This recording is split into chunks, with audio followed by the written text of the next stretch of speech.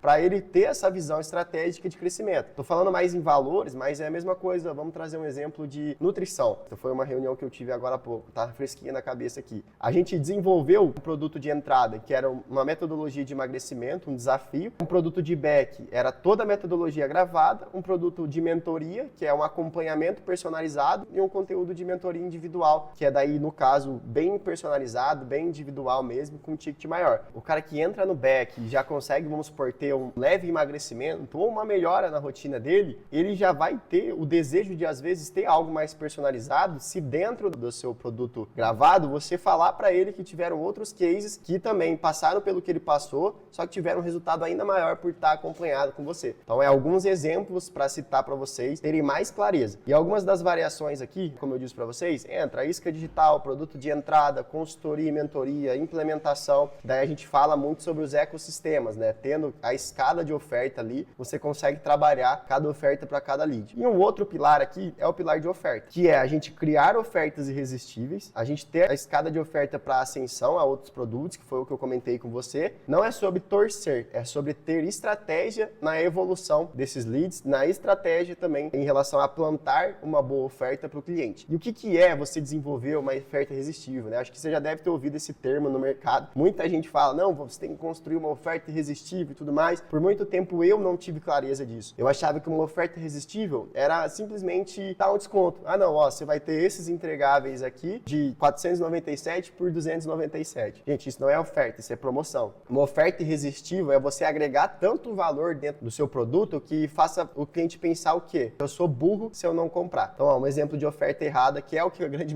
do mercado faz. Tem lá o produto de 497 por 197 com os mesmos entregáveis e faz com que o lead compre. A oferta irresistível, ela é o quê? Produto 1 com 1 entregável, 997 e produto 2 com 5 entregáveis a 1,497. É um exemplo, tá? Não é que é regra isso. O que eu quis trazer aqui de exemplo para vocês? Todo infoprodutor, a gente tem muita diversificação e possibilidade de estar criando ofertas irresistíveis. Aqui você pode trabalhar com acesso, algumas calls que você pode disponibilizar individuais para gerar valor, agregar valor dentro do seu projeto. Então aqui eu trouxe alguns exemplos. Acesso a um curso complementar, acesso a você, acesso a alguém do seu time, acesso à sua comunidade, alguns bônus, entre outros modelos de entregáveis que você pode estar desenvolvendo para agregar valor dentro da sua oferta. Um exemplo, hoje a gente tem o nosso front-end, que é um produto de entrada, e como que eu deixei a oferta dele irresistível? Ele é um produto de 147. Eu coloquei lá que tem um curso gravado de 27 aulas, que desenvolve todo o processo de venda do lead. Dentro da própria landing page, a gente desenvolveu uma estratégia de oferta tripla, em que, pagando R$ 97,00, ele tem acesso a metade do curso, a 15 aulas. No produto do meio, que daí no caso foi a 147, ele tem acesso ao curso inteiro. E no produto da direita, que é a oferta principal, ele tem acesso de 147 para 197, isso eu aumentei meu ticket médio, nos entregáveis de ter acesso ao curso, ter acesso aos nossos scripts de venda, ter acesso aos nossos kits comerciais, ter acesso a 2 masterclass que eu tenho com os mentorados. Então, inconscientemente, a gente provoca o lead ao quê? Se eu não comprar isso aqui de 197, eu vou pagar 197, eu vou ter tudo isso, mas eu vou pagar 147 e vou ter acesso às 30 aulas, por que eu não vou comprar isso aqui? É literalmente tentar deixar a oferta a ponto do cara olhar e falar assim, meu, eu sou muito burro se eu não comprar isso. Esse é o sentimento que você tem que gerar na cabeça do seu lead. Ter uma oferta irresistível é ter isso, é gerar esse sentimento, gerar essa sensação para quem está vendo a sua oferta. O melhor exemplo que eu posso trazer é isso, de como estruturar uma boa oferta. Obviamente que tem várias variáveis, depende muito dos seus produtos, mas a oferta se mata nisso. Então, aqui é ter estratégia, tanto na construção das ofertas, para tornar ela irresistível, e essa ascensão que eu falei para vocês, ela é o grande 80-20. O melhor exemplo que eu posso trazer aqui foi quando eu comprei uma mentoria de um mentor, ele me deu acesso ao Mastermind durante 4 dias. Foi estratégico demais, porque ao participar daqueles 4 dias, eu falei assim, cara, é isso que eu preciso pro meu negócio. Me gerou a sensação, o desejo, a necessidade de avançar para outra oferta. Pensar estrategicamente aí dentro da sua operação, como que você pode fazer o cara dar o próximo passo? Como eu posso provocar no produto 1 o cara a ter o desejo e a necessidade de ir pro produto 2? Então já começa nesses 3 pilares aqui, a estruturação de como você consegue vender mais sem precisar torrar em dinheiros, em anúncios aí. O time comercial consegue fazer levantamento de caixa também, se for necessário. Então esse alinhamento, ele pode vir também nesse pilar de você levantar a caixa com a sua base. Pensando que hoje você não tem um ecossistema de oferta, não tem uma oferta principal e tem uma base de leads, já comprou um produto de back, um produto gravado, por que não colocar o alinhamento aqui com o time de vendas para fazer a prospecção, para tentar levar para uma call e aí fechar com quem já comprou de você um produto de ticket maior? São essas provocações que você tem que fazer com você mesmo, fazendo uma análise da sua atualidade, do seu resultado, para ver as melhores opções que você pode estar trazendo para levantar caixa. Então, pilar comercial, pilar de ecossistema, de ter ofertas baratas e ter uma oferta irresistível é o principal fator aqui. Um exemplo, citei a questão do time de vendas, que ele pode fazer essa prospecção ativa da sua base. Um outro exemplo também, trazer benefícios para quem já é da base. O cara que está aqui hoje, vamos supor no produto 1, se ele avançar para o produto 2 e a gente conseguiu gerar a necessidade nele, ele ganha um benefício. Que benefício? Pô, uma call individual com você, mentor. Acesso ao material de todas as mentorias que você já aplicou. Um outro acesso a todos os cursos que a gente tem. Fazer com que a oferta irresistível se encaixe também aqui dentro desse time de vendas, para fazer essa ascensão. E esses são detalhes que, quando somados, eles trazem um resultado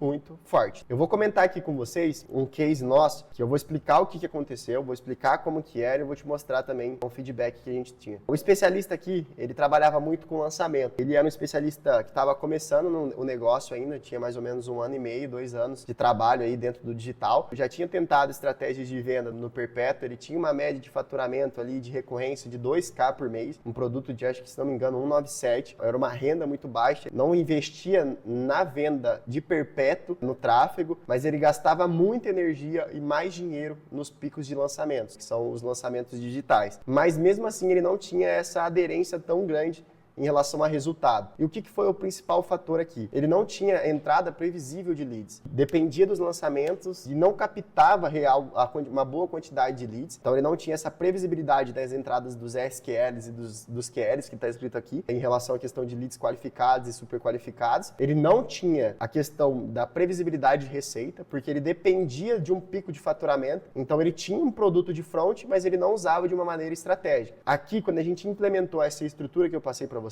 ele saiu de 30k e foi para 170k por mês. Um puta de um resultado dado o quê? A estrutura implementada. Crescimento é igual à estrutura e não a dependência de um evento específico ou de um produto específico. Então, o que a gente fez aqui com ele? A gente entrou com a previsibilidade de receita, previsibilidade de entrada de oportunidades, isso através das iscas digitais, né, de todas as implementações que a gente faz dentro da nossa mentoria, baseada na nossa metodologia, né, que são os 3 pilares, que é o nosso método Tridente de Ouro, que é a questão do posicionamento estratégico, a capacitação e qualificação do time de vendas e também a geração de demanda qualificada. Implementou toda a estrutura necessária para conseguir ter essas previsibilidades de entrada e também de receita e deu muita segurança para ele escalar o projeto dele. Então, obviamente, não foi do dia para a noite isso, né? Demorou um prazo aí de mais ou menos 6 meses até a gente fazer o nosso primeiro lançamento. O primeiro mês a gente foi muito mais na questão de estruturação, de ecossistema, né, olhando para esse pilar em específico, e esse aqui, né, foi o resultado